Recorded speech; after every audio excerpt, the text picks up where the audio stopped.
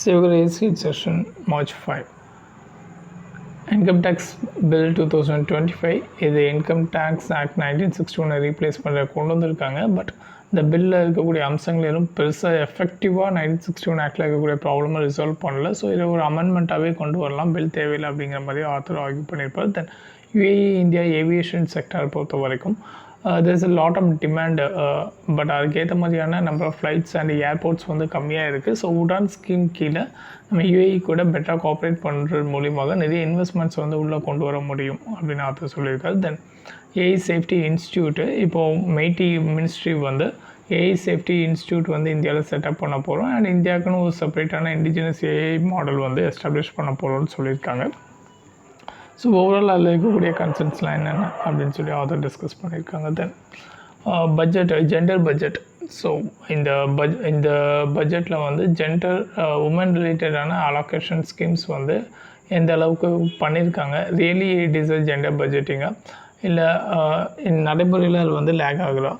So இதுவே overall ஸ்கீம்ஸே வந்து 3ஆக கேட்டகரைஸ் பண்ணியிருக்காங்க, part A, part B, part சின்னு. அதாவது உமனை வந்து டெடிக்கேட்டடாக ஃபோக்கஸ் பண்ணுறது பார்ட் ஏ, அண்ட் ஷேர் ஒரு 33% அபவ் வரக்கூடியது பி, அண்ட் சிங்கிறது ஃபண்ட் ரொம்ப கம்மியாக அலாட் பண்ணுறது.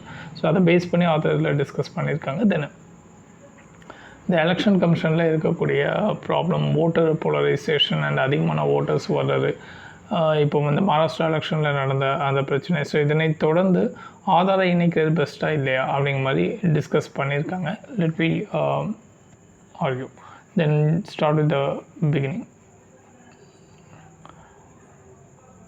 ஓகே, ஸோ இந்த இன்கம் டேக்ஸ் ஆக்ட் 2025 இது இன்கம் டேக்ஸ் ஆக்ட் 1961 ரீப்ளேஸ் பண்ணுற கொண்டு வந்திருக்காங்க. இதோடைய மெயின் எய்மே பார்த்திங்கன்னா இந்த ஓவரால் லா வந்து சிம்பிளிஃபை பண்ணணும், தர்பை டேக்ஸ் பேயர் அண்ட் அட்மினிஸ்ட்ரேட்டர் ஈஸியாக அண்டர்ஸ்டாண்ட் பண்ணிக்கிற மூலியமாக லா கம்ப்ளைண்ட்ஸ் அப்படிங்கிறது அதிகரிக்கும் அப்படிங்கிறது தான்.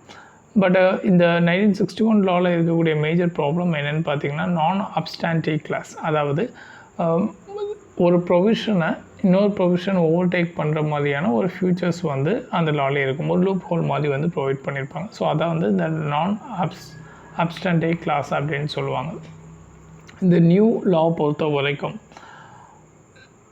லிட்டிகேஷன், அதிகமான லிட்டிகேஷனை வந்து குறைக்கணும், அண்ட் ஆல்சோ ஒரு ஃபேர் அண்ட் ப்ரெடிக்டபிள் டேக்ஸ் என்விரான்மெண்ட்டை க்ரியேட் பண்ணணும். ஸோ எப்போ இந்த லிட்டிகேஷன் அதிகமாக வரும்னு பார்த்திங்கன்னா, நிறைய அந்த டெர்மினாலஜிஸ் வந்து ரொம்ப டெக்னிக்கலாக மோர் இன்டர்பிரட்டபிள் வாய்ப்புகள் இருக்கக்கூடிய மாதிரி டெக்னாலஜி இருந்துச்சுன்னா அது லிட்டிகேஷன் அதிகமாக இருக்கும். ஸோ அதை வந்து ஸ்டெபிலைஸ் பண்ணுறது தான் இந்த